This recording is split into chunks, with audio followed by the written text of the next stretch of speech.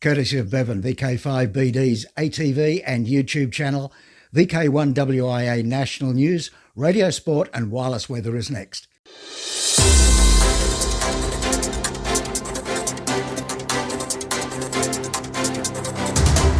From Australia, this is the Wireless Institute of Australia with the weekly news service.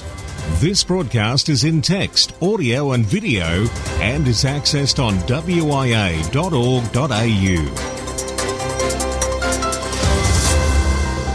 And hi, I'm Graham, VK4BB, VK4 Baker with the December 12 edition of WIA National News. And next week, Alara will be along to present the WIA National News. In today's news, we'll be looking at the WIA's amateur radio magazine with both Roger, VK2ZRH, and Lee, VK3GK. Speaking of Lee, let's head straight to Melbourne in VK3. Good morning. This is WIA Vice President Lee Moyle, VK3GK. Just a quick update on the ACMA's proposed changes to amateur licensing arrangements released on the 26th of November. Out of the three options offered, option A being the status quo, option B to simplify the existing licensing conditions, and option C to transition non-assigned amateur stations to class licensing arrangements while retaining existing beacon and repeater arrangements. ACMA's preferred pathway tabled is option C. Implementation of option C may have some dramatic effects on the amateur licence conditions. One of the WIA's main concerns was the potential for interference and resolution of any interference. ACMA has in discussion suggested that nothing would change from the existing situation and the amateur service would still be afforded protection. However, one important aspect to note is the removal of licence fees for normal amateur operators' licences. Call signs would be administered by a third-party provider. The LCD would be revoked and replaced by a simplified and streamlined class licence regulation. To develop an amateur operating procedures document to reflect non-mandatory conditions being removed from the amateur LCD and a simplification of the overseas class licence. The intent is the amateur service would be self-regulatory.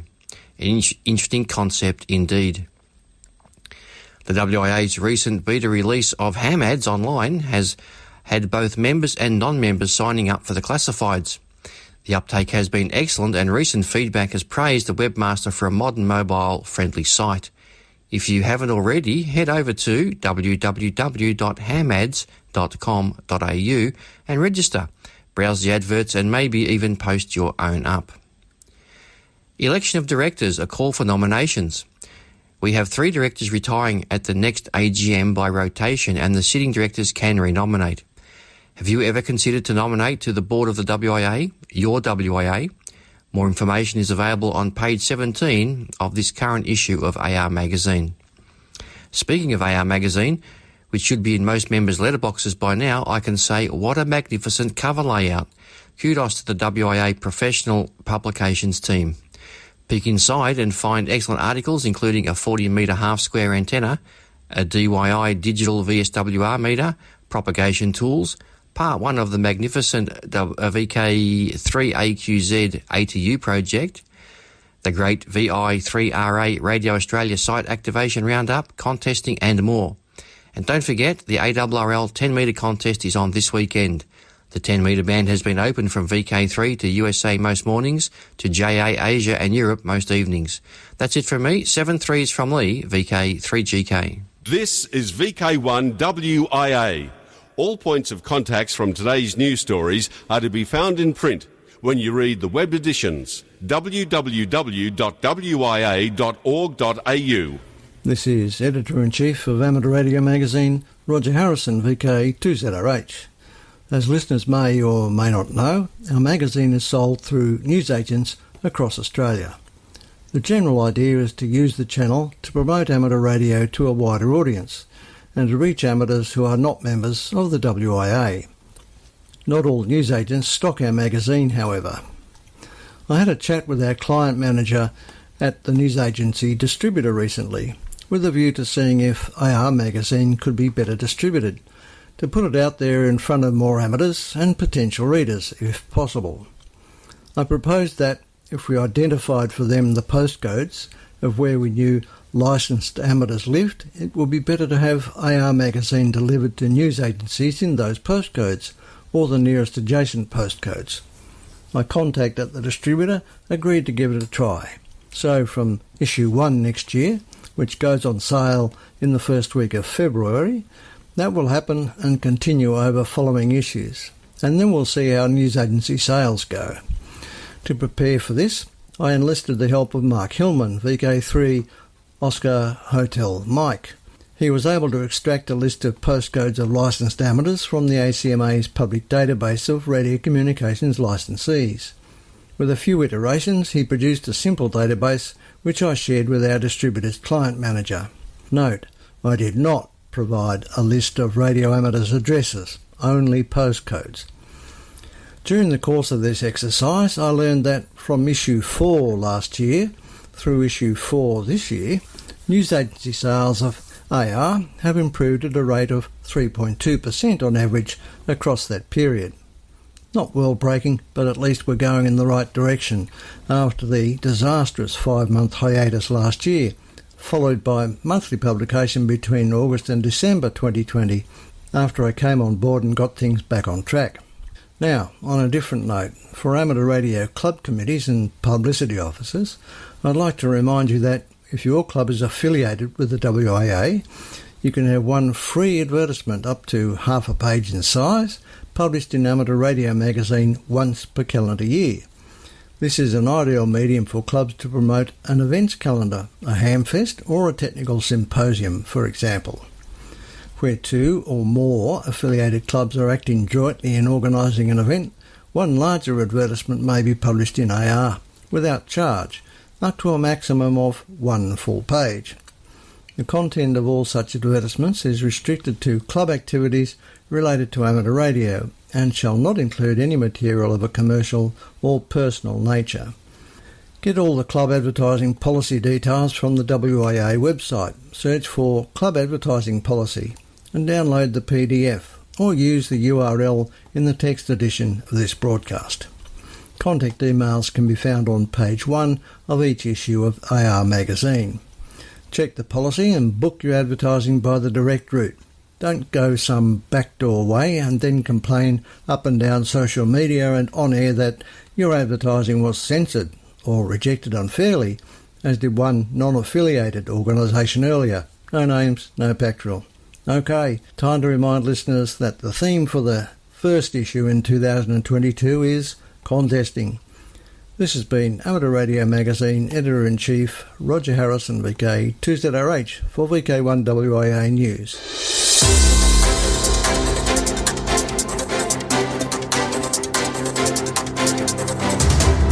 This is the home service of the Wireless Institute of Australia through VK1WIA. Now, international news with Jason, VK2LAW.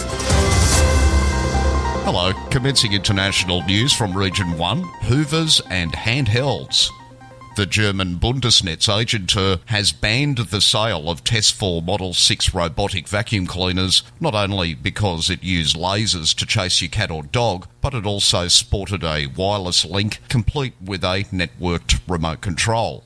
It came into circulation without a CE mark or any appropriate paperwork regarding the wireless ports, so the Test 4 Model S6 does no longer make its rounds. And while we could smile about that, the same Bundesnetzagentur struck closer to home and also banned the import, sale and use of the popular Baofeng UV5R dual-band handhelds. Several amateur radio news outlets reported speculations that this may lead to a ban across Europe. Informed postings on the EI7GI blogspot confirmed what Polish authorities found in tests conducted on imported UV5R radios. Their transmitted spectrum is not clean enough, so the Polish authorities informed their German colleagues, who in turn quickly announced the ban.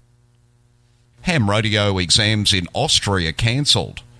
The pandemic has forced cancellation of amateur radio exams in Austria, as well as the popular Christmas electronics and radio flea market planned for December 11.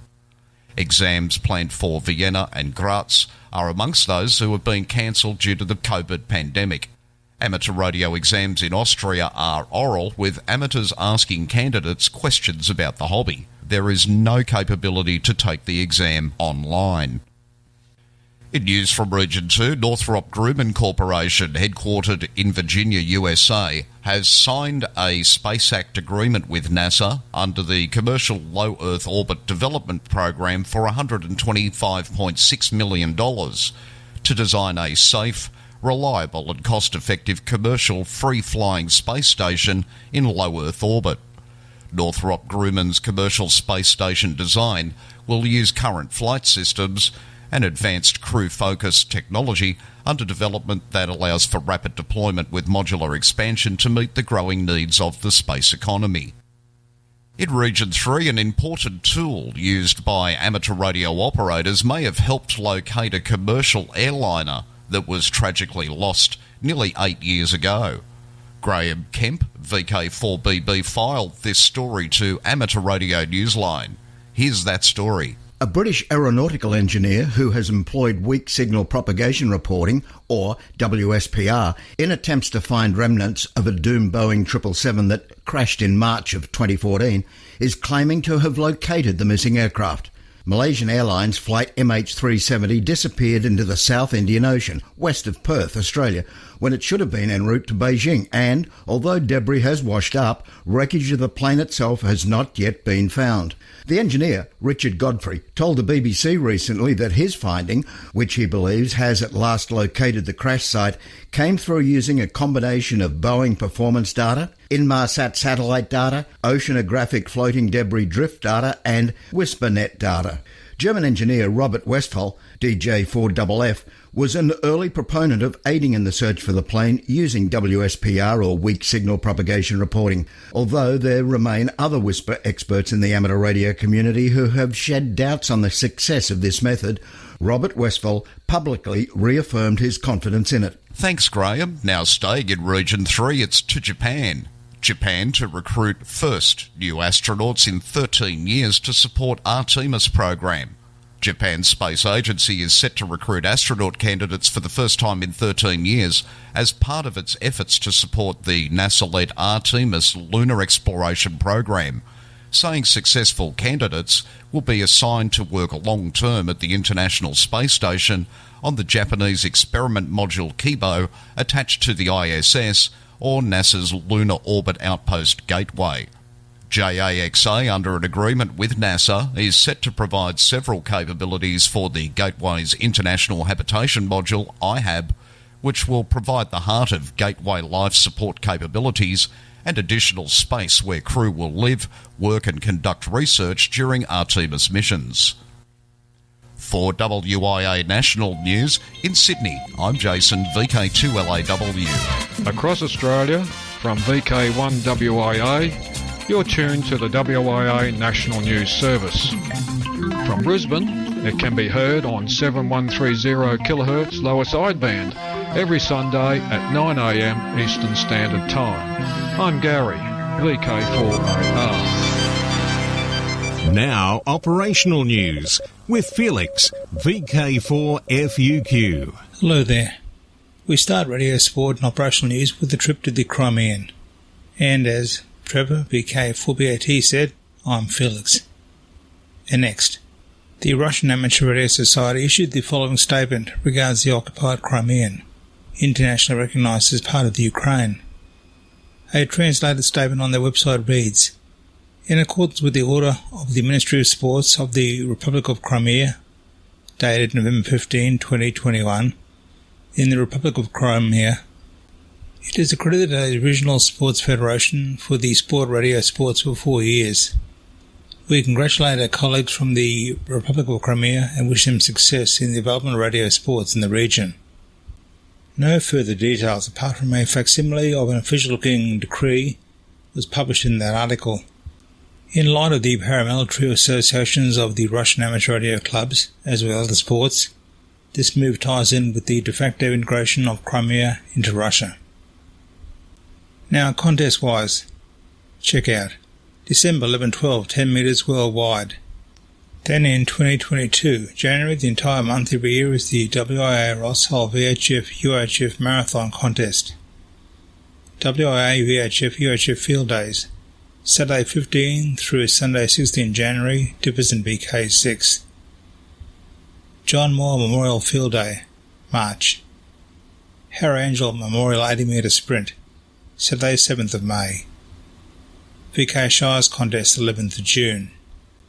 WIA VHF UHF Field Days Winter 2022, 0200 hours UTC Saturday 25 June through 0159 UTC Sunday 26 June, Dipperson BK6. IAR UHF World Championship next contest is July 9 and 10, 2022. DX window. On the air is Z22O and Z21A, respectively, from Harare, Zimbabwe, until the 15th of December. Listen for them on 160 to 10 metres using CWSSB and FT8, FT4. Send QSLs for both call signs to DJ6TF. Bahrain. Members of the Bahrain Amateur Radio Society are QRB as A950ND until December 16 to celebrate Bahrain's 50th National Day. QSL via EC6DX. Bhutan. QRP is A52CC from Phu Rang until December 21 while on work assignment and activities on the HF bands using SSB and FT8. QSL via N4GNR. Transatlantic tests. Scotland. Special call signs GB102ZE and GB2ZE are QRB until December 26 to mark the centennial of Paul Gottlieb's expedition to Ardrossan in 1921, when he managed the first reception of a transatlantic shortwave transmission from Greenwich, Connecticut. QSL via GM0SCI. Also, Switzerland. Special event station HP1BCG is QRV until December 31 to celebrate the 100th anniversary of the historic transatlantic test of December 1921.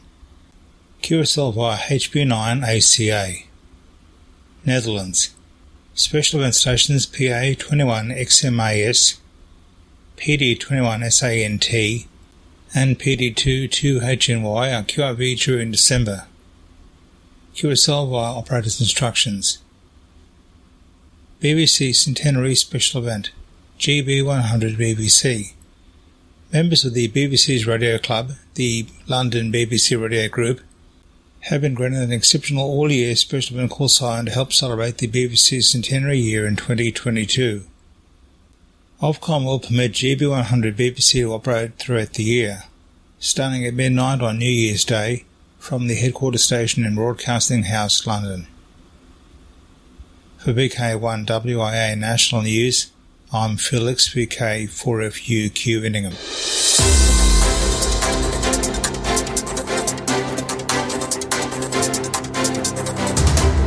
This is the home service of the Wireless Institute of Australia through VK1WIA.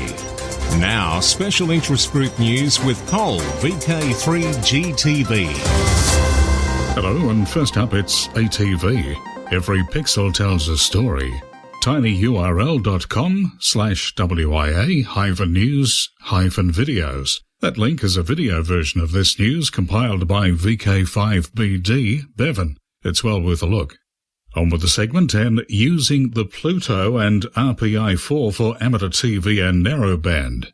Following on from his advances in amateur television talk at the 2017 RSGB convention, Noel Matthews, G8GTZ, shares the latest developments in the ever-evolving world of amateur TV. Noel gives an overview of ATV activity in the UK and, in particular, how the use of reduced bandwidth, RBTV signals, has enabled ATV QSOs on the lower VHF bands. He gives an introduction to the QO100 geostationary satellite, which has enabled QSOs with fellow DATV operators as far away as Brazil, India, and South Africa. Noel also describes how the development of software-defined radio-based hardware and powerful single-board computers, such as the Raspberry Pi, has revolutionized the development and capabilities of amateur radio dedicated products. He explains how it's possible for radio amateurs to build an advanced touchscreen multi-mode narrowband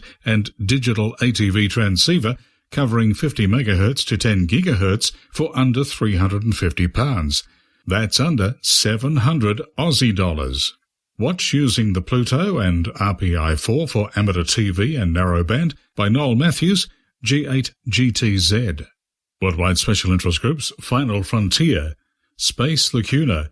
A UK space startup for the first time has bounced a long-range, LoRa, message off the moon using a Dwingaloo, Netherlands radio telescope. LoRa is a low-power wide-area network that is based on spread spectrum technology and is being used to connect devices for the Internet of Things, IoT. While the technology is typically used for connecting devices at long distances, going to the moon and back is something of the extreme. The signal travelled about 453,824 miles, which the company claims is the furthest distance a LoRa-modulated message has ever travelled. Space Lacuna transmitted the signal with a Semtech LR1110 radio frequency transceiver chip, amplified to 350 watts using the 25-metre dish of the telescope. The signal lasted 2.44 seconds before being received by the same chip. The Dwingaloo radio telescope has been used frequently in amateur radio experiments and often used for moon bounces, but this is the first time it was bounced using a small RF chip. Originally, the telescope was used to study the structure of the Milky Way galaxy. In other space news, the United States 18th Space Control Squadron has identified a close approach to PCSat, which showed a probability of collision having an overall miss distance of just 338 metres. Bob Bruninger, WB4APR, reported, saying, "For what it's worth, since the Russian space littering event, I'm getting almost daily close approach alerts on PCSat. Alert miss distances seem to be in the order of 200 to 500 metres. PCSat is unique in that it has no CPU or operating system. It's just two off-the-shelf KPC 9612 TNCs and uses their built-in sysop features for telemetry, command and control." Worldwide Special Interest Groups, IOTA, AS104. Igor UA9KDF reports on Twitter that the RT9K team is planning to activate Raikichiva Island, RRA06100, New One, in the Kara Sea as R150WS sometime between March 1st and April 30th, 2022. Specific dates are not known yet, and the activity is to celebrate the 150th anniversary of the Russia Weather Service on the island. QSL via UA9KDF. Worldwide Special Interest Groups, YOTA, Youngsters on the Air, Hungarian Initiative. The presidency of the Hungarian Amateur Radio Association announces a tender for the lease of radio equipment. The aim of the tender is to provide young beginners who do not have an independent income with radio equipment. To bridge the period until they have their own equipment for HF and VHF and associated equipment for a period of half a year, which can be extended by a maximum of 2.5 years, taking into account the activities carried out in the previous period. To be eligible, young operators must be members of the Hungarian MRASZ, hold a valid license, and be able to install antennas. Supported applicants are expected to participate in club events and contests and also report on their activities.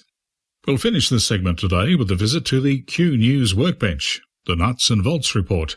Measure twice, cut once. Finding power without relying on batteries.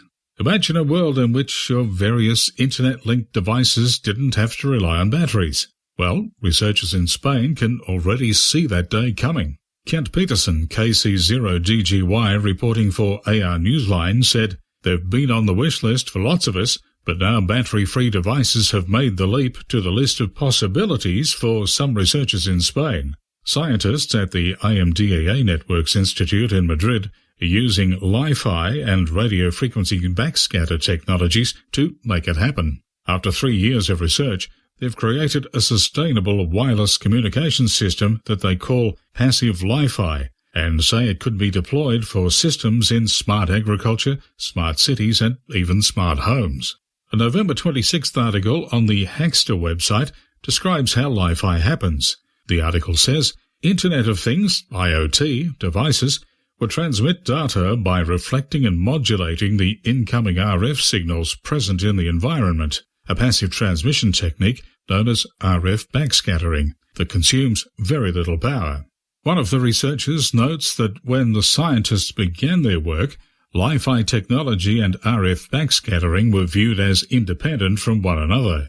Will they now make a winning and workable combination? With an estimated 64 billion or more users of battery-powered IoT devices in the world, there'll be plenty of people watching to find out.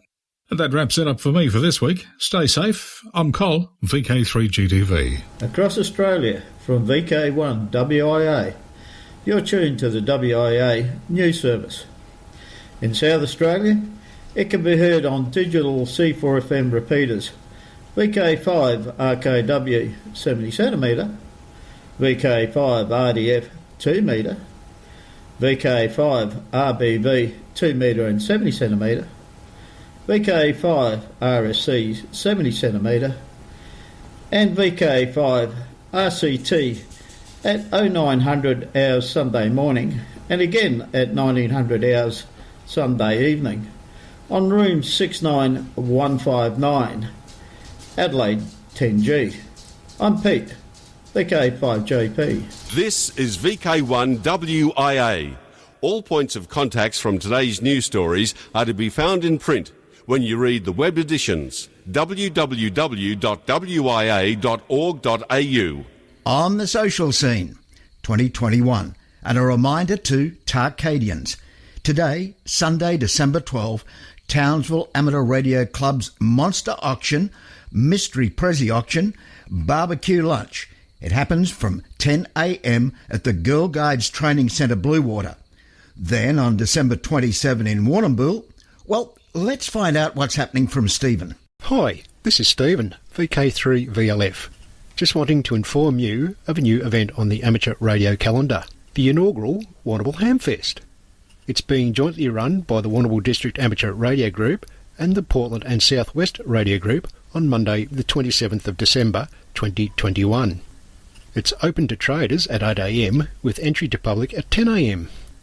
The event came about from the desire of local hams to have a meet and greet post-lockdown, and what better way than a Hamfest? With active operator numbers growing in the district, it's an ideal opportunity for new hams to meet experienced operators, exchange information and buy and sell radio gear. We hope to provide everyone a good fun radio day, so come along and catch up with everyone. So once again, the Hamfest is on Monday the 27th of December 2021, the Christmas long weekend. Join us for a great day of amateur radio fun. For more information, go to our website at www.qsl.net/VK3WAY and join us for a great day of amateur radio fun. 73, Stephen, VK3VLF. Thanks, Stephen. Now, due to the COVID-19 situation across VK, please check all these events direct for up-to-date status information, because even without COVID, dates do have an uncanny knack of being changed at last moment. In VK7, it's the Reist Open Day, Sunday, January 30th, 11 a.m. to 3 p.m. In VK3, it's Spark Rosebud Radio Fest, February 13 at 9:30 a.m. And in VK5, the Australian Fox Hunting Championship and the SERG Convention at Mount Gambier. That happens on the Queen's birthday weekend in June. Now, reception reports. WIA News rebroadcasters often give shortwave listeners a welcome to the broadcasters. They commence callback straight after the local news. And it would also be great if those shortwave listeners would email their reception reports and location to, and make a note of this, callbacks@wia.org.au. Say again, callbacks@wia.org.au. Now till next we meet, I'm Graham, VK4BB, and don't forget next week, the Alara edition of this WIA National News. Until then, walk softly.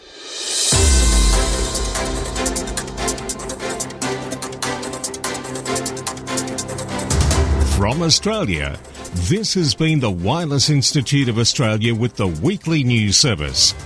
This broadcast is in text, audio and video and is accessed on wia.org.au.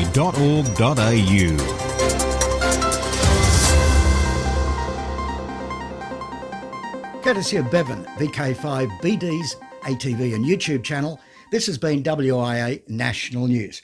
We're back now, live and local, and your voice, your callbacks. And don't forget, tick like.